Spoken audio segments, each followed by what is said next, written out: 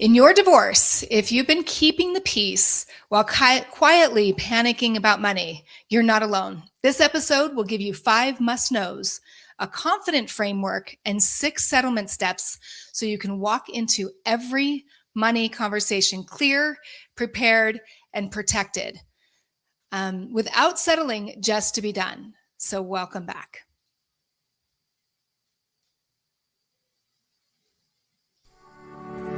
Welcome to Divorcing Strong, the podcast that pulls no punches when it comes to divorce.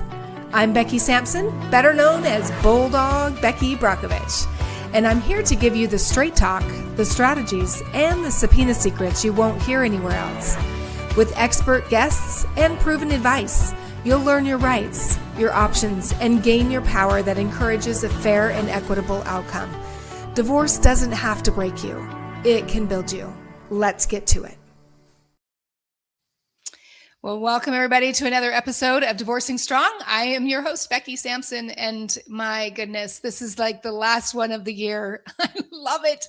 And it has been a fantastic year with bringing some of the best experts across the country who have incredible experience and years of experience in helping you through your divorce, or if you have a family member or friend.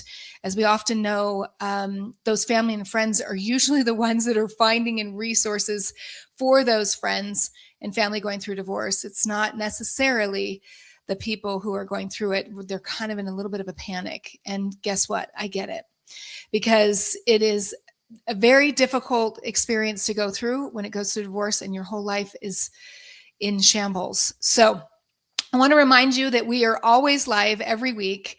Also, just wanted to remind you to download the free divorce terms if you are just starting off or you're going through your divorce. Please, that's going to build your confidence in understanding about the court case. This week, I've actually really intentionally thought a lot about this.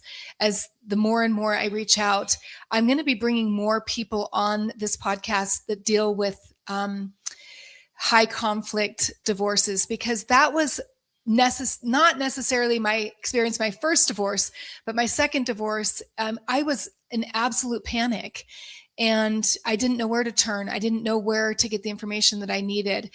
And I just want to let you know, I am very, very well connected to a lot of people who have amazing resources. And I want you to know that you don't have to panic. You can just breathe. And get connected to these people and these professionals and experts that are going to be able to guide you so that you can divorce strong. That is the whole purpose of what I'm doing and why I'm so passionate about it. So with any further ado, I'm going to tell you about our guest that we have today. I'm excited about this episode because we're going to be talking about financial concerns when you are going into a divorce, and especially if you're someone that has not been the one who really knows a lot about the finances, or maybe you're in the financial disadvantage. What are your choices? How do you protect yourself? How do you hold strong? And what can you do to be able to advocate? Advocate. I always like that word, advocate, instead of fighting. Sometimes it feels like a fight. It really does. But I will tell you the feeling when you advocate for yourself and you are able to stand strong in your position for a fair and equitable division, man, it is very empowering. So on today's episode of Divorcing Strong, I'm joined with Rhonda Noordyk. She's a financial divorce advocate, certified divorce financial analyst, and founder of Financial Divorce Advocate, who has made it her mission to help women feel steady and powerful in the scariest money conversations of their lives. If you've been holding it together on the outside while your mind is racing on the inside, asking yourself, do I understand what I'm signing? Or am I asking for the right thing? Or am I about to sacrifice my future just to end the conflict? I want you to breathe. This pressure is real, and you deserve more than guesses. Rhonda has worked with over 900 clients, and she's watched how often women are expected to stay agreeable stay quiet, and stay grateful, while the financial details quietly determine the next decade of their lives. Not to mention, their financial assets are dissipating by their spouse behind closed doors. In this episode, she's giving you the roadmap in 3 parts: disrupting divorce, 5 things you need to know so you can spot the traps early, how to create financial confidence so you can stop outsourcing your power, and 6 steps to a fair financial divorce settlement so you can negotiate from clarity, not panic. This isn't just inspiration, it's a plan you can come back to when you're tired, emotional, and one conversation away from a major decision. So, welcome to the show, Rhonda. Thank you. Welcome. Thank you for having me. I love it. And thank you so much for you. Before we started the show, you said you've been in this industry for 11 years. So amen to you. Thank you. Um, this can be a really heavy space. And I appreciate anyone that's willing to dive in and advocate for people. So Yeah, absolutely. yeah. So tell everybody, I always love to start this off with is kind of what's the backstory, what got you into this? Because usually people just don't wake up one day and go, hey, I want to be in the divorce space. But what got you to this point and what makes you passionate about supporting people through this financially? Yeah, absolutely. Well, it's interesting, right? Because when you look back, a lot of times people ask me 2 questions, right? 1, have you gone through divorce? And 2, do you work with men? And the answer to both of those questions is no. No, I haven't gone through divorce, and no, I don't work with men. And so I had to do some soul searching because what I found early on in my career was I was drawn to really wanting to be able to have an opportunity to have women share their voice, right? And so I Mhm. I prior was in the financial industry for over a decade. We would do women's events and education, and a lot of times women would leave and say, "Well, I've got a guy. My husband says I've got a guy. It's taken care of. I don't have to worry about anything." And they wouldn't ask questions. And so, long story short, I had a friend who had lost her husband. He had passed away, and she and a bunch of her friends were also going through a divorce.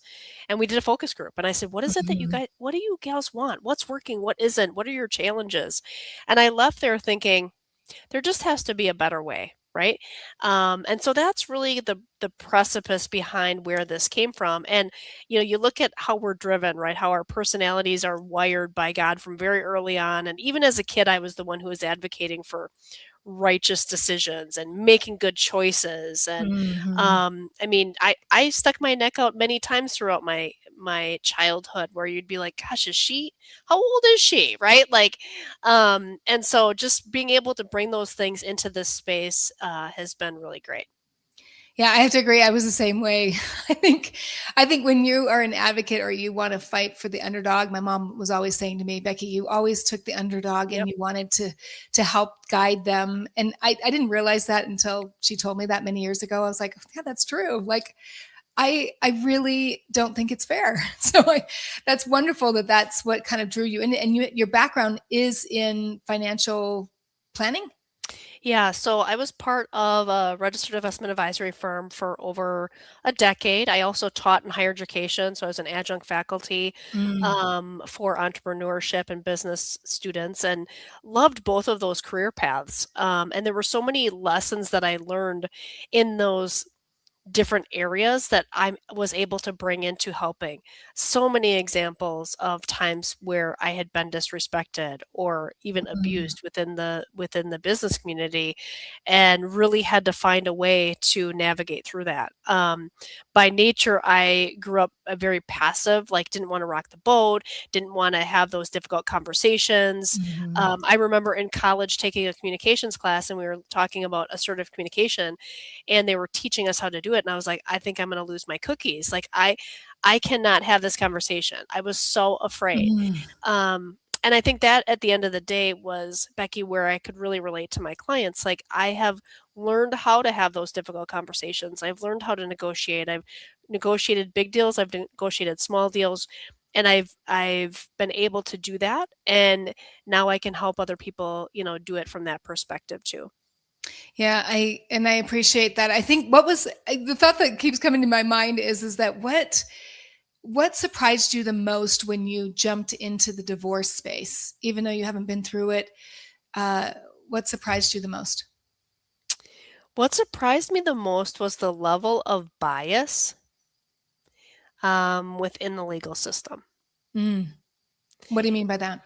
So what I mean is, women would ask questions, or if they started to get emotional because they're upset, suddenly now it was turned against them that they Mhm. were either being overly emotional, or they weren't mentally stable, or they had some mental health issues, and perhaps none of that was true.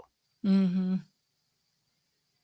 Yeah, I think that is a very true. That's interesting that you said that, because as I look back on my, and men are victims of it as well. So, however, it is very true. I have a client right now that, trying to teach her how the court system works, and that, when you get emotional, they really do not, I mean, you lose credibility with the judges and with the other attorneys when you get emotional. They think, oh wow, that's really good, I'm going to use that against her, or in our favor because of it. And it is really tough as a woman, and especially for me, that 21 hearings for myself, I had to literally check myself every single time, because we are emotional and we are reactive at times.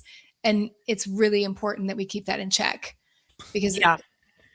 yeah. Yeah, absolutely. And unfortunately, when the guys get emotional, everybody feels bad for them.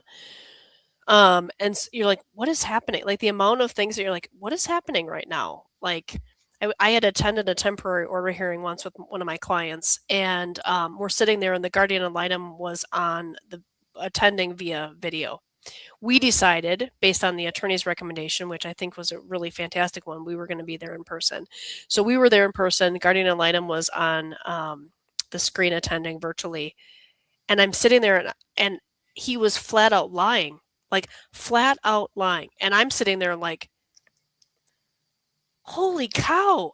I knew he was lying. The attorney, everybody knew he was lying except the judge, right? Mm-hmm.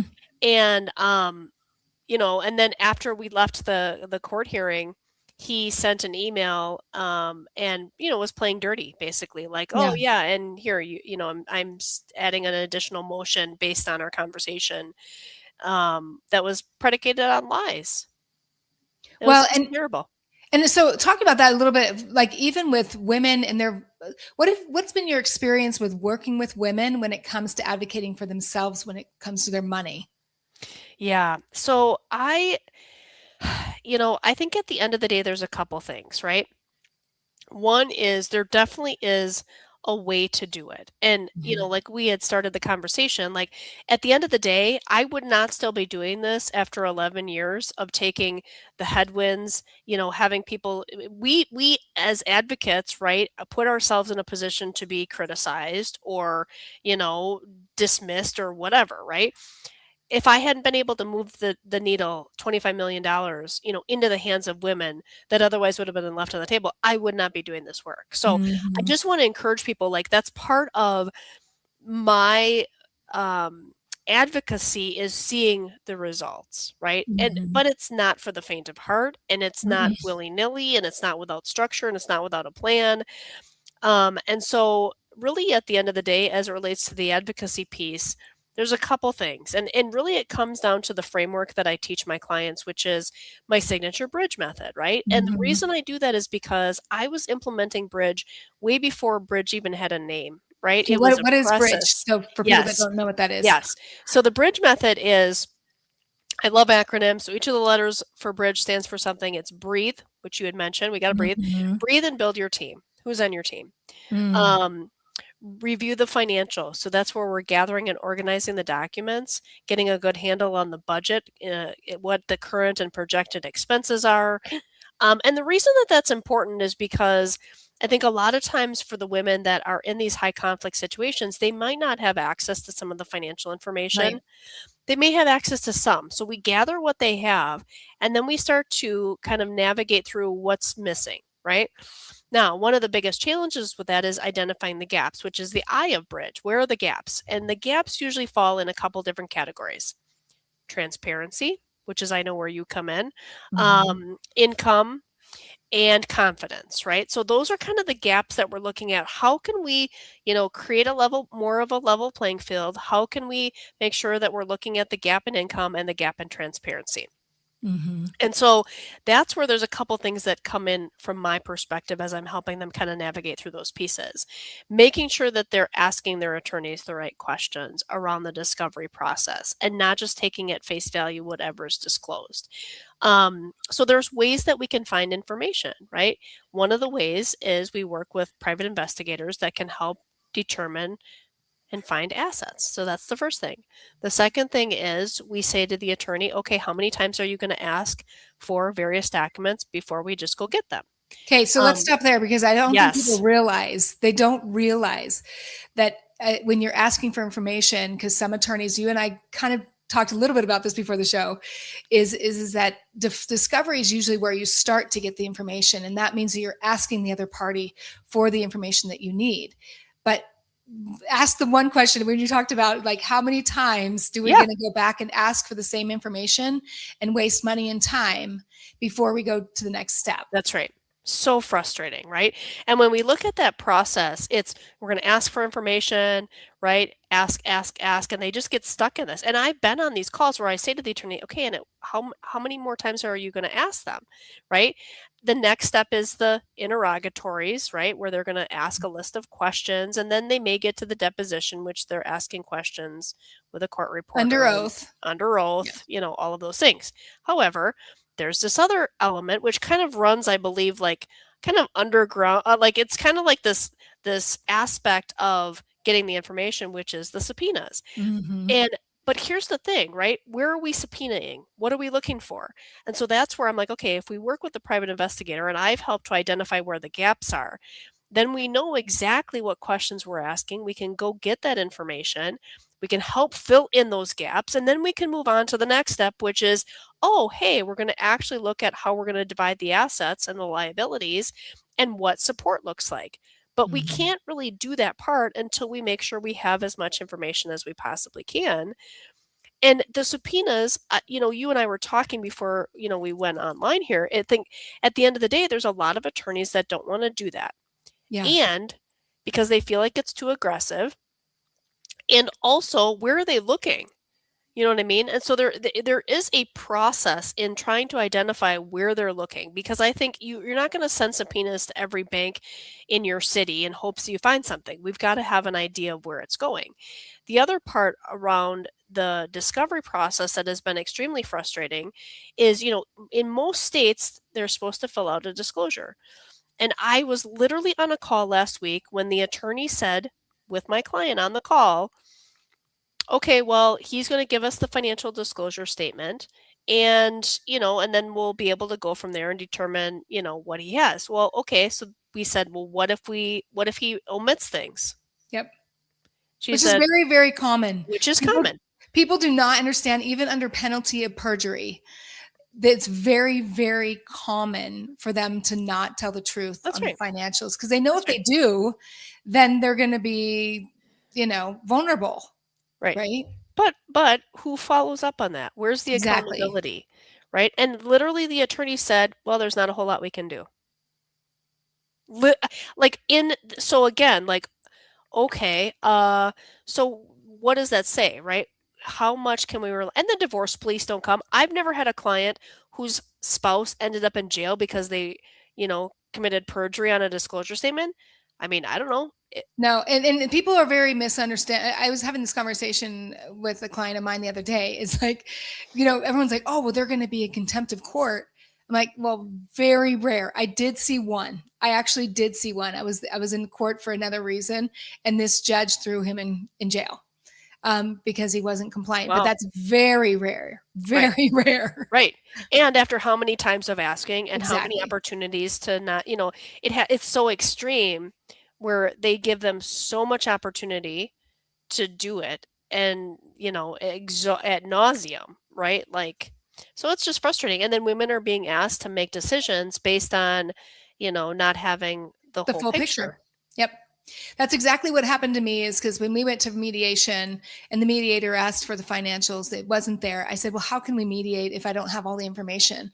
I need all of the information out on the table so then I can then mediate. That's right. And that's, I want women to know, and men. Okay. So there may be some men that are listening, but mainly I want women to know you do not have to settle without all the information on the table.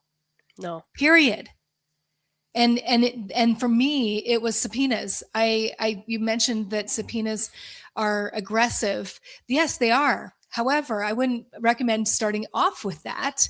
But if you've asked and asked and asked, or asked once, and you know the type of person that you're married to, then you might want to go straight to subpoenas and not waste your money in court Yep. doing the motion to compel.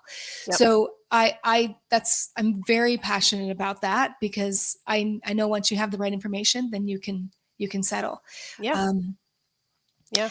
So yeah, you were talking about the bridge. Yeah. So yes, Yes. that's a part of it. Yeah, so that's an important part of it, right? Because Mhm. once we can identify those gaps and get those gaps filled in, then yeah, we can talk about, dividing property and support calculations. And one of the things I'll say here, Becky, is, at the end of the day, I believe that whether we're talking about property, we're talking about support, the numbers are only as good as the numbers that we're using in those calculations. Yep. And so there's always a range in which we can move the needle. And when you know what levers to be pulling on the financial side, we can do that, right?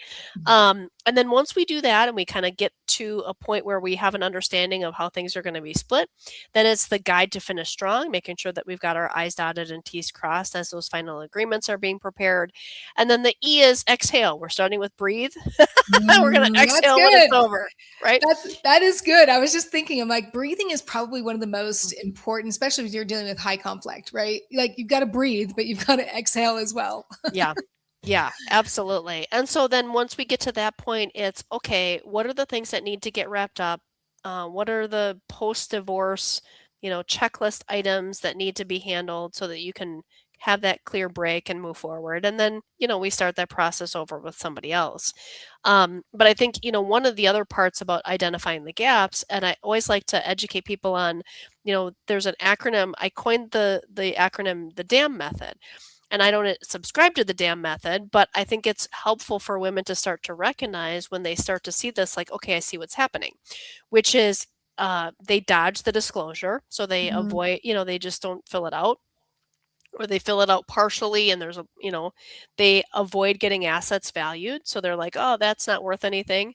Or they misrepresent information. And so when you have those three things and you're starting to recognize those are red flags. Like, hey, listen, I think we need to, revisit our strategy here on what's going on so that I can make a good decision on, answering their questions around if I'm going to accept their proposal or not.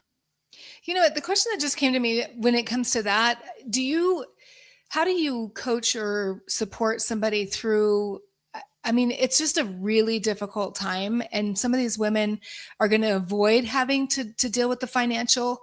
And how do you get them over that hump where you're like, okay, like, you've got to handle it. You've got to, like, take the bull by the horns and get this stuff handled, or else it's just going to get worse and worse. Yeah, I think it's one of those things where it's a process, right? I mean, at the end of the day, I always say we can accelerate the process, but we can't shortcut it, right? Mhm. So there's a couple things. One is, like, with my clients that are part of my bridge program, we meet consistently. So I think the consistency of having that accountability, that a consistency Mhm. of reinforcement, consistency of encouragement, and then giving them a couple things that they can be doing. Like, I just met with somebody yesterday, and she finally is filing, but she's been kind of leading up to that for the last probably 6 to 9 months. She's been part of our community. And she's like, Rhonda, I'm having such a hard time just taking, whatever next step. And so Yeah. what we did was we just broke it down. Like, here's the three things I want you to do. Just three, not 10, not 20, just three. And then when you do those three, then we'll focus on another three. And so sometimes it's just breaking stuff down. I mean, Yeah. what I do know is once you have the right framework for confidence, which really is a simple formula, it allows you to be able to expedite that process. And the formula for confidence is this: it's knowledge plus experience, right? So if we have the knowledge without the experience, it's theory. Hmm. Sounds great, but we're not actually applying it.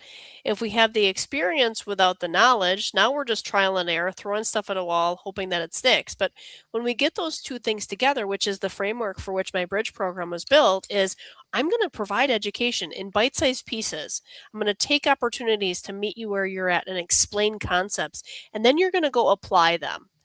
And what we've seen, it's almost magical, right? I think the aspect of women that I absolutely love working with is women are really smart. Oh And what yeah, I have, right? Like 100%. they're smart. The problem is that they have been taught or told for years what their relationship with money would be. I mean, I have heard so many horrible things. And, one of the ones that stands out to me is somebody had her husband tell her, she's like, "Oh, I was thinking." And he says, "I don't pay you to think. I don't pay you to." I'm like, um, listen. And so then what it does is it reinforces, like, I Yeah. shouldn't be asking questions. I don't have a voice. But we have to do it in a way that is not going to have the other people that we're working with being defensive, right? So there's a delicate balance to that. One of the other things I'll teach my clients is how to negotiate, right? Because there's a method that we can use to help negotiate that shows up in an authentic way, that's helping Mhm. us identify, where the other person's at, what we need, and then making that ask. And it's, again, these little things that we can be doing along the way that's just helping build their confidence. Also knowing, like, this is one of the most challenging things that women are going to go through, and you're not going to wake up tomorrow being financially confident. But I mean, usually within 4 to 6 weeks, we start to see some progress. So we're not talking months and months and months. Um, and it's encouraging because I think we've got an opportunity as they're going through this process. I have said from the very beginning when I first started my business, and I remember exactly where I was sitting, Becky, in my office, and I said, if I can empower one woman, one, Yeah. in her relationship with money, I've now empowered her for a lifetime, because at the end of the day, this relationship that they have with money is going to live well beyond me. Yeah, I appreciate you doing that because I think that women sometimes uh, I think sometimes we are meant to be second class. I hate to say that, especially if you've been one that's been home with taking care of kids, and sometimes you're being told by your spouse that you don't bring value, and that, look, I'm the one that made all the money, I'm going to keep all the money, and these women are like, I don't know if I can. I mean, I've been in a situation not only business wise but also in a marriage where I was told that, and for me to say, look, I bring equal value. I bring equal value. It may look different than what you did, but I bring equal value, and therefore I am entitled to a voice within that. And especially if people are listening right now and they're married to somebody that's a business owner, and they own the business together, but maybe she's just been supporting him or doing the books or, that kind of thing. And he's been out there building the business. I'm sorry, but you are entitled to that. You were part of that union, and it's okay. And that is, I mean, do you find that hard sometimes to really get that into their heads and be like, look, you are of value and you are entitled to this? Yeah, I mean, yeah, I definitely do. I mean, I think again, it's step by step, right? But it's that consistency, it's the reinforcement, it's the understanding that they have been exposed to trauma of some kind, right, Yeah. during that relationship. And I feel like we've done a really good job of helping them navigate through that. But it takes consistency and it takes a little bit of time. Yeah. And but I will tell you something. I mean, at the end of the day, once they start actually moving in that direction, look out. Like, there's a gal I'm working with in New York. When we first started working together, she was part of our community. She would be on Zoom and there was very little eye contact. Mm, And then as time went on, she really started to lean into it. She was asking good questions. She was finding information. I mean, one of the things that I do as a financial divorce advocate and as a CDFA is I'm helping my clients do the work. It's not a DIY and it's not a done for you. right? Mhm. I'm working together because I know the value of them having to go find the statements. Okay, now pull that up. Let's look at this. Let me share with you a couple things. Let me show you how to read a mortgage statement. What are we Yep. looking at? And so again, I'm taking those micro moments that's helping them well beyond the divorce process, you know? Um, so it's a process. It's step by step. But then as time has gone on, here she now is, and she's a year and a half into it. I mean, she is advocating for herself. Like I'm more of a sounding board at that point. You know what I Yeah. mean? Like I see the email. She's advocating. She's asking questions. She's not accepting whatever they tell her just because they're telling her that this is the way it is. She's challenging the status quo.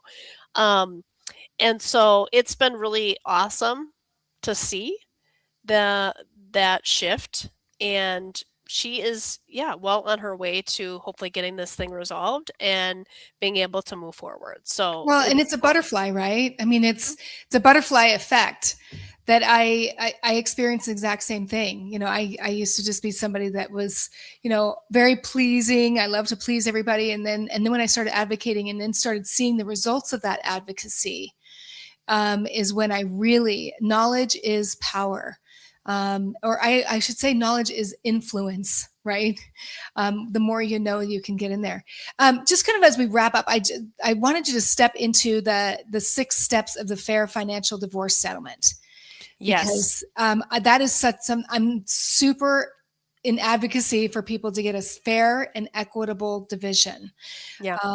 as close as you can get to that, not taking more than what's yours, but fair and equitable. So I'd love to hear your 6 steps for that. Yeah, so the 6 steps of the fair divorce settlement is actually the bridge method, Mm, which we talked about, right? Breathe and build your team, review the financials, make sure you've got all of that stuff in order, identify those gaps, dial in the data. So we're crunching numbers to look at what the options are.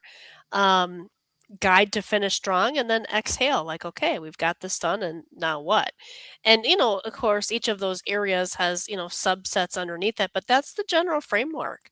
I was talking to a gal actually today, and she said, "Rhonda, you said one thing, one that ended up getting my agreement signed."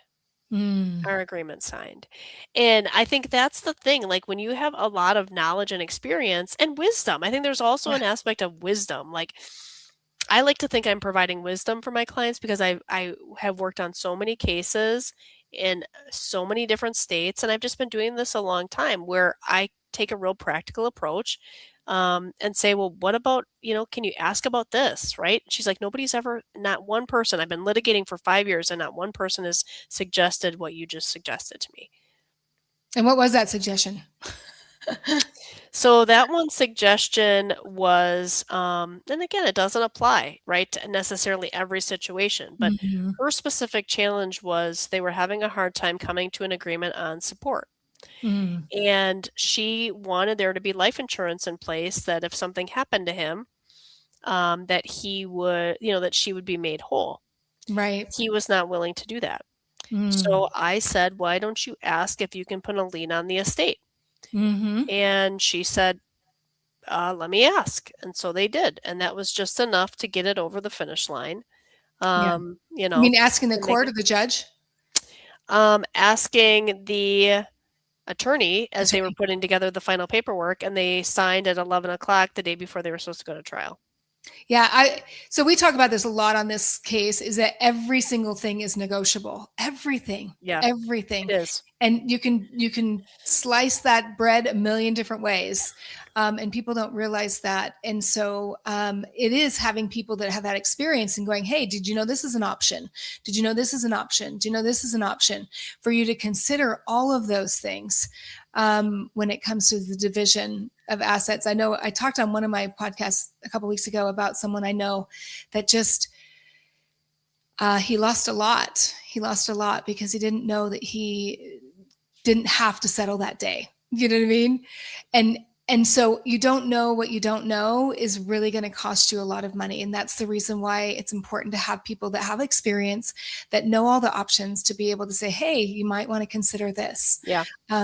So how do people, so you do group coaching? Is it a group coaching, or is it group community and also one-on-one? Yeah. So I do group coaching and one-on-one. Okay. So that's definitely, and they can go to your website, wfwcllc.com, to make sure that you work with Rhonda. I'm going to say this again, because Rhonda, I know you probably have a lot more that you can discuss, and you also have your own podcast. Where can people find your podcast? Yeah. So podcast is called Disrupting Divorce: Conversations for Women, on all the major channels for podcasting. Awesome. But I want to say thank you again for being in this space, and thank you for sharing your wisdom and your experience, and really advocating for women, because that's just something I'm very, very passionate about as well. So here's my last question. I love to ask everybody. I always tell them before we have the show that I'm like, unless you've been watching my show, you probably won't know. But what does divorcing strong mean to you? Ooh, good question. So divorcing strong to me means having the right information to make good decisions. 100%. Yep. Yeah. And knowing how to ask those things is sometimes, when you don't know, you reach out to people that actually do.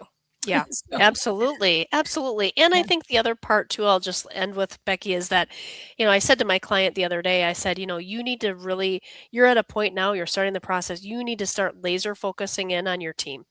Because she's like, I talked to my friend in Kentucky, I talked to my friend here, no, you got to have the right people that can guide and direct you step by step. And so your circle may get smaller for a little bit. And I would say that's okay. yep. Because otherwise it becomes noise. Well, and you have to be careful who you take the advice from, because it can wreck you. Yeah. And that's one of the things that I teach as well in my method, is that you've got to have a team around you, team of experts. And sometimes when you don't have the money, there are resources out there. I proved that because of my situation. I had to look for resources and people to get on board to give me the information that I needed when I didn't have the resources to be able to pay them. So I want people to know that as well. There's just amazing people in this space. So Rhonda, thank you so much for your time. And please, if you'd like to be a part of our community, reach out to her on her website. Also, you are all over the social media. So you're kind of on all the different platforms, and all of your contact information will be in the show notes down there. So awesome. Thank you so much. Thank you. Hold on just one sec. So thanks everybody for joining us on another episode of the Divorcing Strong podcast. It has been an absolute pleasure to have Rhonda with all of her experience and her wisdom. Please reach out to her and get the support that you need. If you need, go ahead and download the free divorce terms. That's going to help you, educate you on the process of divorce and all the different terms and things. So the knowledge is power. So thanks for checking in, and we'll see you on the next episode. Thanks for listening to the Divorcing Strong podcast. This episode is sponsored by Only Subpoenas, where we make subpoenas simple, powerful, and 100% compliant. If you're having a hard time getting the information you need to settle for a fair and equitable divorce, let us help you. Whether you're an attorney or you're navigating divorce on your own, subpoenas can uncover the truth, secure the evidence you need, and level the playing field. To see how we can help, book an appointment by visiting our website at onlysubpoenas.com.